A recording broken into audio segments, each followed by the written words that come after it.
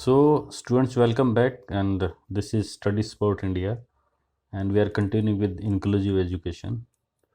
So, we are doing the identification of the exceptional children in different. Previously, we did with the vision part, and this is the next one, which is the hearing part. So, we call them hearing impaired. ये जो हम कर रहे हैं अभी, हम इसमें MCQs पे ज़्यादा ध्यान देते हैं, और जो अगर मैं एक वीडियो में खाली MCQs बनाना चाहूँ तो उसमें 15 MCQs बन पाते हैं, और इसमें जो टॉपिक होता है इसमें से you can make even more than 35 MCQs, और एक कंसेप्ट क्लियर होता है, उससे समझ में भी आता है और याद भी रहता है. सो पहले एक बार इनको देख लो, then we will practice with MCQs में जो रिवीजन मॉड्यूल्स हैं वो बहुत सारे मैं कल दूंगा. तो आज इसका थ्योरेटिकल पार्ट देखो, पर इस पे थ्योरेटिकल करते हुए भी बी अटेंटिव फॉर MCQs, उसमें क्या हो सकते हैं. So let's start state identification of hearing impaired. Hearing impaired means those who the problem with the here means सुनने से जिनको प्रॉब्लम है. तो इनकी जो पहचान है वो कान की बनावट में दोष होना, डिसफिगरिंग ऑफ ईयर, जैसे उनकी आइज में थी, कानों का अक्सर बढ़ते रहना, कीप्स ऑन इंक्रीजिंग, कानों में बहुत दर्द की शिकायत होना, कंप्लेंट ऑफ पेन, कानों में बहुधा एलर्जी होना, खुजलाना, और अच्छी तरह से सुनने के लिए सिर को एक तरफ से दूसरी ओर घुमाना, जैसे जहाँ से भी आवाज़ आ रही है तो उसकी साइड में ईयर को मूव करना, दैट इज़ वन टेंडेंसी. और अध्यापक से प्राय निर्देशों और प्रश्नों को दोहराने के लिए निवेदन करना. So requesting the teacher and again to speak again. तो ऐसा क्यों करते हैं? क्योंकि उनको there is some problem with the hearing part. तो for instructions and questions and for explanation they request to repeat again and again. और hand writing में बहुत अधिक त्रुटियाँ होती हैं इनके, they make a lot of mistakes in hand writing part. The reason is they can not hear properly. If I cannot hear a thing properly, it will be very difficult for me to have it correct spelling part. इसलिए वो हिंदी और English दोनों में lot of spelling mistakes. और सुनते समय अध्यापक के चेहरे को बहुत अधिक ध्यान से देखना, बिकॉज मैंने पहले बताया कि जब एक सेंस कम होती है तो दूसरी सेंस ज़्यादा काम करती है. तो जो हियरिंग इम्पेयर्ड हैं वो सीन पे ज़्यादा ध्यान देंगे. तो कुछ सुनते समय अध्यापक के चेहरे को अधिक देखना, और बोलते समय वाणी में कठिनाई का परिलक्षित होना. ये जो हियरिंग इम्पेयर्ड होते हैं उनको बोलने में भी प्रॉब्लम होती है, the same problem, because they can not hear. Hearing और listening, these are reverse processes. Whatever we hear to और listen to with we speak with. तो अगर मेरे को सुनने में दिक्कत है तो बोलने में भी दिक्कत होगी. This is correlated with that. तो इनका जो क्लासिफिकेशन है, क्लासिफिकेशन ऑफ हियरिंग इम्पेयर्ड, वो मोटे तौर पे दिस इज जिन बालकों के सुनने में अत्यंत कठिनाई का सामना करना पड़ता है, ये वह श्रवण अशक्त कहलाते हैं.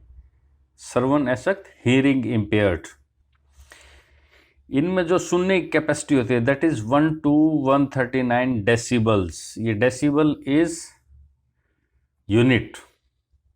Unit of hearing.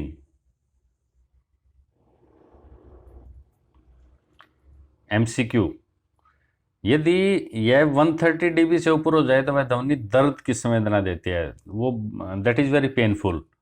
श्रवण अशक्त बालकों को 4 वर्गों में बांटा जा सकता है. Number 1 is mild hearing loss. Mild hearing loss, hearing loss थोड़ा है, कम श्रवण अशक्त बच्चे. तो ये जो बच्चे होते हैं इनकी जो बातचीत का जो स्तर है दैट इज 65 dB, और इनकी जो कैपेसिटी होती है दैट इज 31 to 51 dB, और they can listen up to 54 dB. तो ये सारे के सारे MCQs हैं. सेकंड टाइप इज मॉडरेट, मंद. They can hear between this range 55 to 69, और जो मैक्सिमम है that is 65 dB. The third is severely hearing impaired. इन बालकों में 70 to 89 dB तक असक्ता होती है, they can not hear up to this even. इन बालकों को काफ़ी ऊंचा सुनाई देता है।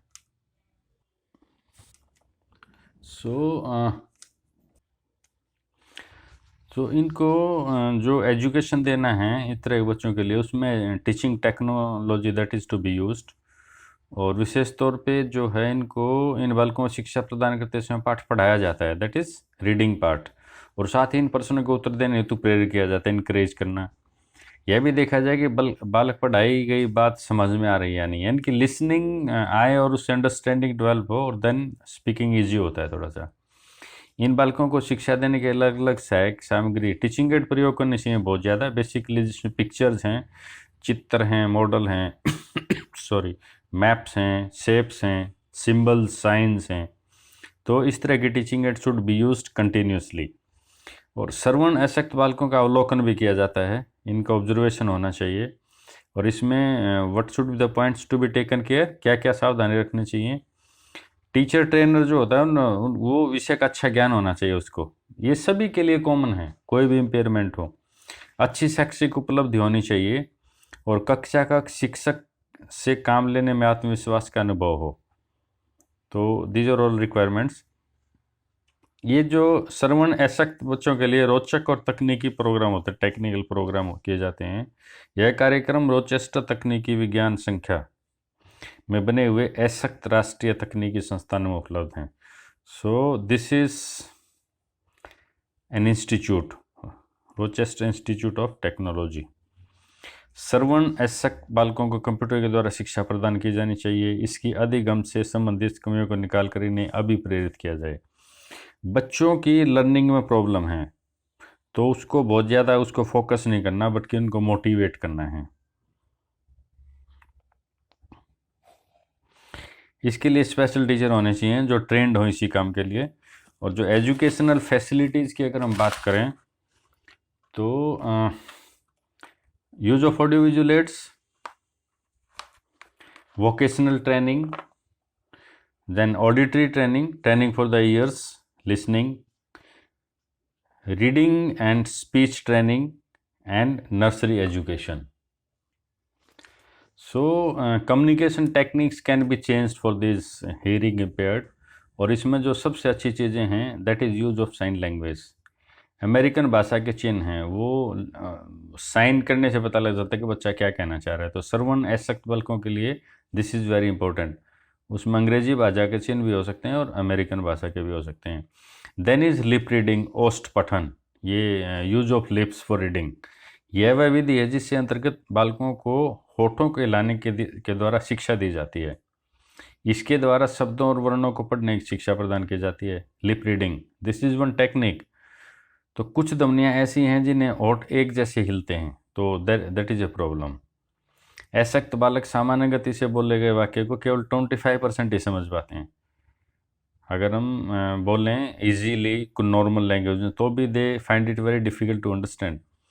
कई बार बालकों का ध्यान बढ़ जाता है और वह आधे समझ नहीं पाते और उनका पूरा वाक्य भी समझ नहीं आता है। So next is cued speech, सांकेतिक भाषा। संकेत भाषा के अंतर्गत बालकों के होठों के साथ साथ हाथों को भी लाया जाता है। ये MCQs के लिए हैं सब। लिप्स में क्या प्रयोग होता है, क्यूड स्पीच में क्या प्रयोग होता है, साइन लैंग्वेज कौन कौन सी टाइप होती हैं, अमेरिकन एंड इंग्लिश, और ये बेसिकली सारे किस में आते हैं, this is all in communication technique. उसके बाद we have this touch method, स्पर्श विधि, then we have movement method, and then we have use of amplifiers. Amplifiers हम जो साउंड का जो वॉल्यूम है, लाउडनेस है, उसको थोड़ा सा वी कैन इंक्रीज, तो उससे जिन बच्चों को कम सुनाई देता है that is the direct solution for them. So इसके अलावा जो बाल कार्यक्रम हैं, श्रवण अशक्त बालक वह होते हैं जो कानों से ठीक प्रकार से सुन नहीं पाते। इन बालकों की शिक्षा जब से शुरू होती है जब वो इस कमी से पीड़ित होता है। अतः विद्यालयों के कर्तव्य क्षेत्र के अंतर्गत यह भी पता चलता है कि वह शिशुओं के लिए कार्यक्रम बनाएं ताकि विद्यालय में प्रवेश के समय एकाएक समस्या उत्पन्न हो। So this is duty of the schools. तो next is educational vocational guidance. जो बच्चे हियरिंग इम्पेयर्ड हैं या विजुअली इम्पेयर्ड हैं तो उनकी अपनी अपनी अलग अलग समस्याएं होती हैं। जो हियरिंग इम्पेयर्ड हैं they are fit for many of other things, तो उनको उसी तरह का वोकेशनल गाइडेंस दिया जाना चाहिए। श्रवण अशक्त बालकों को शैक्षिक और व्यावसायिक निर्देशन के लिए सर्वप्रथम उनकी रुचियां और योग्यता देखनी चाहिए। फिर कोई अपने आप में पूर्व योजना नहीं बना लेनी चाहिए, बल्कि ऐसे विषयों को चुनना चाहिए जिसमें शब्दों का प्रयोग कम हो, where oral communication is less required. अतः प्रिंटिंग है, कारपेंट्री है, आर्ट एंड वर्क है, तो इसमें दे आर मोर फिट। और कई शोध कार्यों के फलस्वरूप यह पता चला है कि यह अशक्त बालक हिसाब किताब और अकाउंट्स का भी रख सकते हैं, हिसाब किताब। तो आज के आधुनिक युग में व्यवसाय में बहुत वृद्धि हुई है और इस कारण श्रवण अशक्त बालकों ने भी इस व्यवसाय को चुनना शुरू कर दिया है। यह सफल भी रहते हैं, ऐसा नहीं है दे आर ऑलवेज अनसक्सेसफुल। श्रवण अशक्त बालकों को शैक्षिक निर्देशन देना आज कठिन नहीं है। नई नई तकनीकों का प्रयोग करके their education standards can be improved. So that's it for all, and we'll continue with it. We will have 2 more videos on these problems, और उसके बाद then we will have 2 videos on legal status and then centers. ये इस paper से जो maximum question है वो इसी से आने हैं। सो ये वीडियो में भी I will send it let evening, आप यहाँ तक का कर लें, और इसके बाद जो है I will send 1 video on other this across the curriculum, and then the third part, understanding discipline and subjects. So you will get more on that today. उसके बाद we will go for MCQ revision modules. Okay, thank you.